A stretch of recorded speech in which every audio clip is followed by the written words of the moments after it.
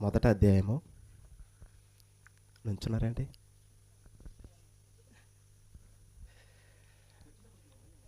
కూర్చోండి, కుర్చీలో చాలా కుర్చీలు ఉన్నాయి.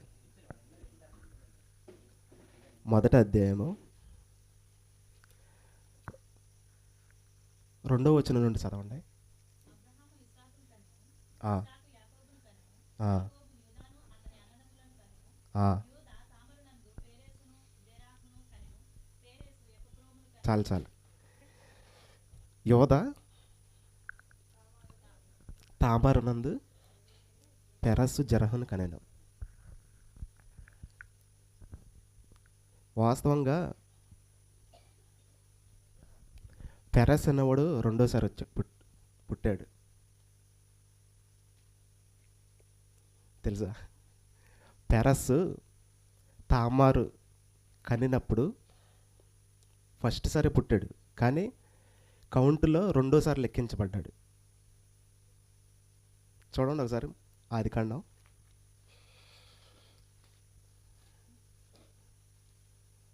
38వ అధ్యాయము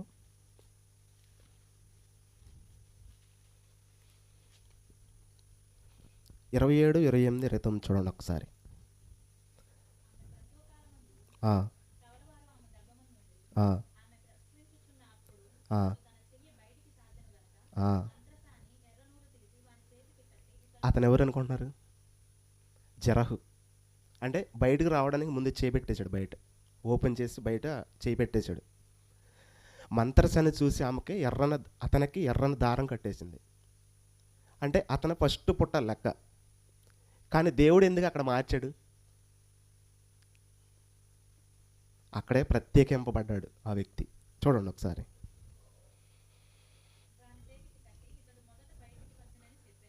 అంటే మంత్రసాని ఆల్రెడీ అక్కడ ఫిక్స్ చేసేసింది.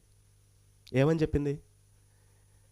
లోపల చేయి అంటే కడుపులో నుండి బయటికి చేయి పెట్టినప్పుడు ఆ మంత్రసాన్ని చూసినప్పుడు ఇతను బయటకు వచ్చేసాడని ఫిక్స్ చేసింది, కానీ రాలా. కింద చదవండి ఒకసారి.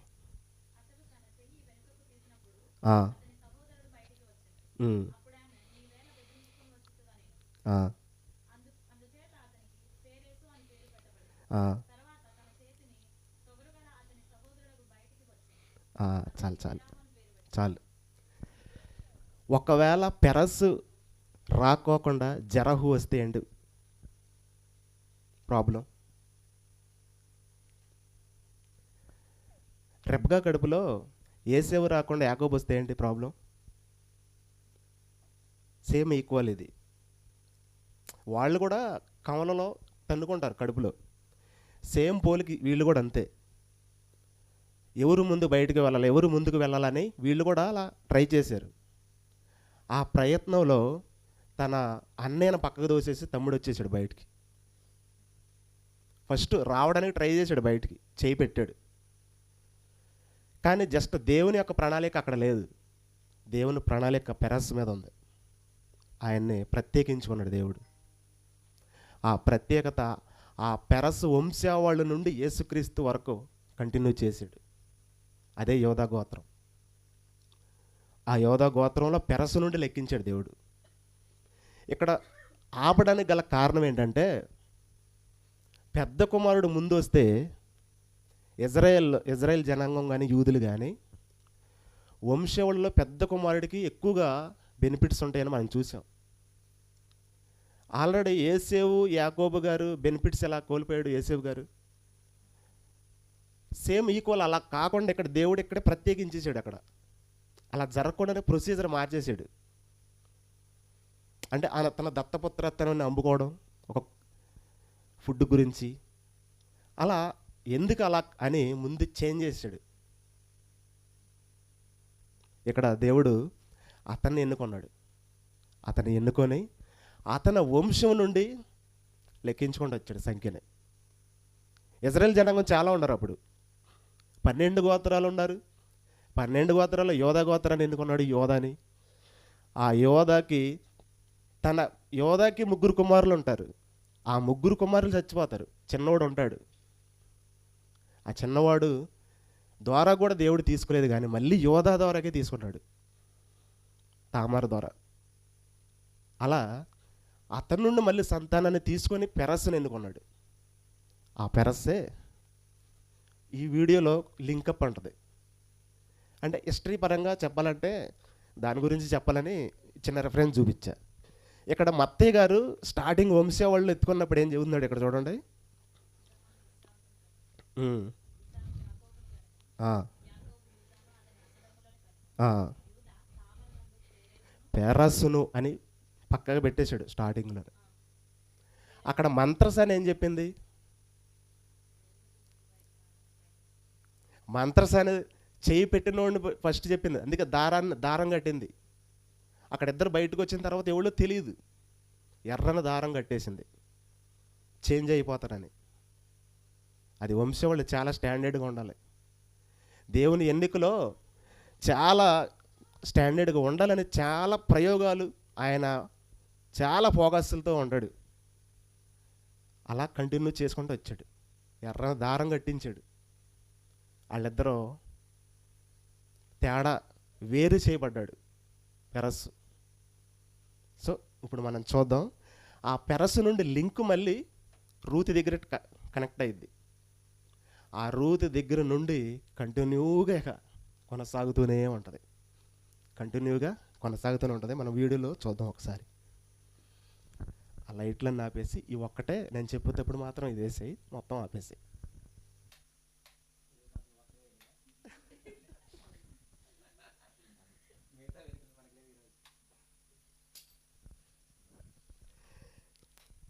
ఇది ఓన్లీ గ్రీక్ లాంగ్వేజ్లో తీశారు ఈ వీడియోని. సేమ్ అసలు యేసుక్రీస్తు వారు ఉన్న కాలంలో యోసేపు గారు మరియమ్మ ఉన్నప్పుడు సిచ్యువేషన్ ఎలా ఉందో సేమ్ టు సేమ్ బైబిల్లో ఉన్న ఈక్వాలిటీ సేమ్ ఈ వీడియో అలా ఉంటుంది, సేమ్ అలా ఉంటుంది. ఒకసారి చూద్దాం. జస్ట్ పావు గంట ఉంటుంది ఈ వీడియో. మధ్యలో కొన్ని నేను మ్యాప్స్ యాడ్ చేసా దీంట్లో.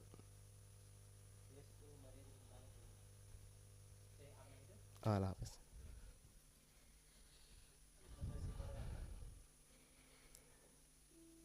ఇక్కడ చూడండి, ఇక్కడ మరియమ్మ యోసేపు స్టార్టింగ్ ఎక్కడ బయలుదేరారు?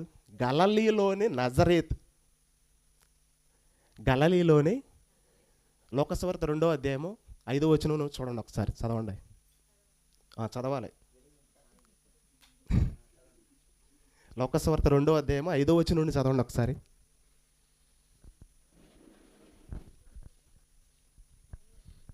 బైబిల్ పరంగా మనం చూడాలి దీన్ని, అంతే.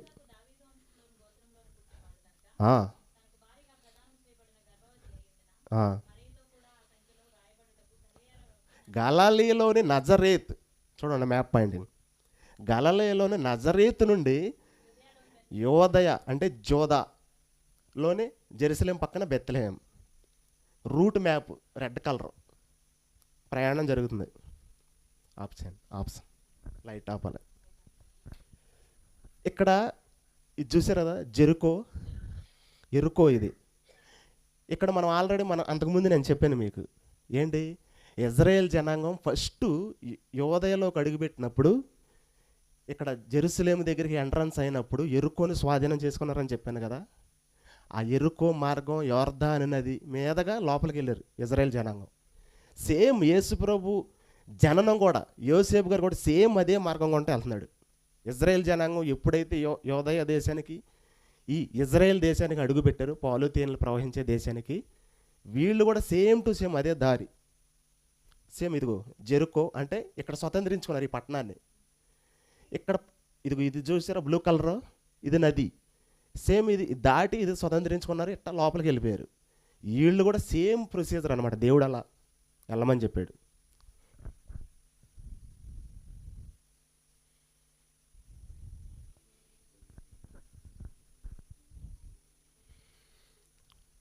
వెళ్ళడం అంటే ఒక్కరోజులు వెళ్ళరులే, కానీ జస్ట్ మధ్యలో ఆగాలి చాలాసేపు, కొన్ని గంటలు పట్టిద్ది. మరి మరియమ్మ గర్భంతో ఉంది కాబట్టి చాలా స్లోగా వెళ్ళాలి, చాలా నిదానంగా వెళ్ళాలి.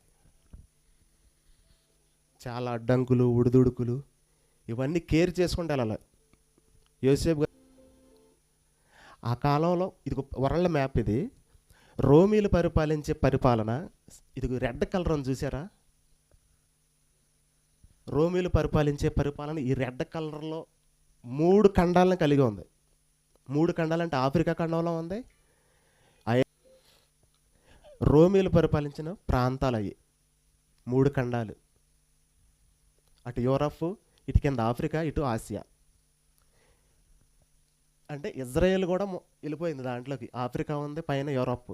ఇవన్నీ కూడా అప్పుడు రోమీల చేతుల్లో ఉంది కాబట్టి అప్పుడు అగస్టిన్ ఆర్డర్ పాస్ చేసినప్పుడు ఇక్కడ ఉన్న జనాలంతా కూడా వెళ్ళిపోవాలి సంఖ్య రాయించుకోవడానికి. ఎక్కడికి వెళ్ళాలి? ప్రజా సంఖ్య రాయించుకోవడానికి. ఇక్కడ బైబిల్లో చెప్పాడు కదా, వాళ్ళ ఓన్ ప్లేస్లకి వెళ్ళిపోవాలి. చెదిరిపోయినటువంటి వాళ్ళందరూ ఇజ్రాయెల్ జనాంగం కానీ ఎవరైనా సరే వాళ్ళ ఓన్ ప్లేస్లకి వెళ్ళిపోయి, ఇక్కడ దావీదు గారు పట్టణంలో కదా మరి యోసేపు గారు దావీదు వంశం నుండి వచ్చాడు కదా, ఆయన అందుకని బెత్లెహేం వెళ్తున్నాడు. ఆ బెత్లెహేము యూదులు వెళ్ళే మార్గంలో ఇప్పుడు యోసేపు గారితో పాటు కూడా యూదులు వచ్చేస్తున్నారు అక్కడికి ప్రజాసంఖ్య రాయించుకోవడానికి. సో ఇప్పుడు మనం చూద్దాం. గారు సత్రంలోనికి తీసుకొచ్చాడు మరియమ్మని. లోకసువార్త 2వ అధ్యాయము 7వ వచనంలో మనం చూస్తే, వారికి సత్రములో వారికి స్థలము లేనందున, అంటే సత్రంలో ఎందుకు స్థలం లేదంటే ప్రజాసంఖ్య రాయించుకోవడానికి వచ్చారు ఆ సత్రంలోకి చాలామంది. ఆ సత్రంలో వాళ్ళతో పాటు ఉన్నారు వాళ్ళు కూడా. ఆ ప్రజాసంఖ్య రాయించుకోవడానికి వీళ్ళతో పాటు వచ్చిన వాళ్ళు ఉన్నారు. అందుకే ఖాళీ లేదు, ఫుల్గా ఉన్నారు జనం. ఈ సత్రం ఎవరిదంటే రూతు, నయోమి, బోయేజ్ ఉన్నారు కదా. బోయేజ్ పొలం ఉంది కదా, బోయేజ్ పొలంలో బోయేజ్ గారు కట్టించుకున్న ప్యాలెస్ అది. ఆయన తర్వాత ఆ బోయేజ్ తర్వాత ఎవరు పుట్టారు? ఒబేదు కంటాడు. ఒబేదు తర్వాత యెషయ్యను కంటాడు. యెషయ్య తర్వాత రాజైన దావీదు. ఆ దావీదు గారు ఆ సత్రంలో పుట్టాడు. అప్పుడు ఆ కాలంలో బెత్లెహేం అది. ఆ బెత్లెహేంలో ఆ సత్రం వాళ్ళ ఇల్లు. అప్పుడు పెద్ద కుటుంబం, మరి అందరికీ అంత ప్యాలెస్ లాంటి ఇల్లు ఉంటుంది. ఆ సత్రమే వాళ్ళ హౌస్, వాళ్ళ గెస్ట్ హౌస్. రాజులు తరబడి వాళ్ళు మారే కొద్దిగా దావీదు గారి తర్వాత వెళ్ళిపోయిన తర్వాత అలా అదొక పబ్లిక్ గ్యాదర్ అవుతారు చూసారా, అలా మారిపోయింది. అలా చేంజ్ అయిపోయింది. అంటే కాలక్రమేణా అది మారిపోతా అలా వచ్చేసింది. వాళ్ళ ఇల్లునే అలా మార్చేశారు. కానీ దేవుడు ప్రణాళిక, దావీదు గారు ఎక్కడ పుట్టాడు సేమ్ అక్కడికే తీసుకెళ్ళాలి. అందుకే సత్రం దగ్గరికి తీసుకెళ్ళాలి. ఆ సత్రం కూడా దావీదు గారు పుట్టాడు అక్కడ సత్రంలో. ఆ సత్రం ఎవరిదంటే దావీదు గారి హౌస్, బోయేజ్ గారిది. యేసుక్రీస్తు పుట్టినప్పుడు ఈ విశ్వంలో ఒక అద్భుతం జరిగింది. ఒక స్టార్ పుట్టింది.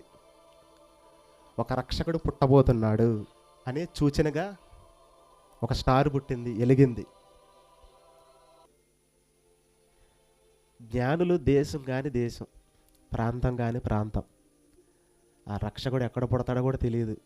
ఆ ప్రణాళికలు వేసుకొని ఆ ఖగోళ శాస్త్రాన్ని కనుగొని ఆ క్యాలెండర్ ప్రకారంగా వచ్చారు. దాన్ని కనుగొని ఇది ఈ కాలాన్ని ఇక్కడ పుట్టబోతున్నాడు అని వచ్చి సంతోషంగా బహుమతులు అప్పగిస్తున్నారు. చూడండి, చూసేసాం, మా ప్రయాస అంతా ముగిసిపోయింది, ఆ రక్షకుడిని మేము చూసేసామని. చూలపాక, అలాగే గొల్లలో, ఇవన్నీ మనం దీంట్లో చూసాం. మనం అక్కడ వాళ్ళు ఎందుకు రమ్మన్నారన్న ప్రొసీజర్ కూడా చూసాం. అసలు ఆ హౌస్ ఏంటి, ఆ హౌస్ ఎవరిది అన్నది కూడా మనం చూసాం. ఇదంతా కూడా దేవుడు ఒక ప్రణాళికగా ముందే ప్లాన్ చేసి పెట్టాడు. ఇదిగో ఇలా రావాలి, ఎలా వచ్చి ఎలాగే పుట్టాలి అని ఆ ప్రొసీజర్ ముందే పెట్టాడు. ఆ పెట్టడం కూడా పెరస్ని చూసాం మనం. గర్భంలోనే చేంజ్ చేసాడు అక్కడ. అంటే ఎత్తని నుండే నాకు కావాలని తీసుకున్నాడు. యేసుప్రభు ఎత్తని నుండే నేను తీసుకోవాలని అక్కడే స్టార్ట్ చేశాడు. అంటే యోధా నుండి తీసుకున్నాడు. యోధా నుండి 2 కమల పిల్లలు అక్కడ తామరులో మనం చూసాం. కమలలో, ఆ కమలలో బయటకు ఎవరు ముందు వస్తారని చూసినప్పుడు పెద్దవాడు చిన్నవాడే ముందు బయటికి రావడానికి చూశాడు. అంటే పెద్దవాడే వాస్తవంగా, కానీ తర్వాత వచ్చాడు. కానీ దేవుని ప్రణాళిక అది కాదు. చిన్నవాడే బయటకు ముందు రావాలని ఆయన ప్రణాళిక. అది యేసుక్రీస్తు వారికి ఒక పోలికగా అక్కడ ఎలా రావాలి అని ప్లాన్ చేసుకున్నాడు ముందే. ఆయన నుండే నేను తీసుకోవాలి అని ప్లాన్ చేసుకున్నాడు. ఇదే క్రిస్మస్. ఇదే ఒక చిన్న వీడియో.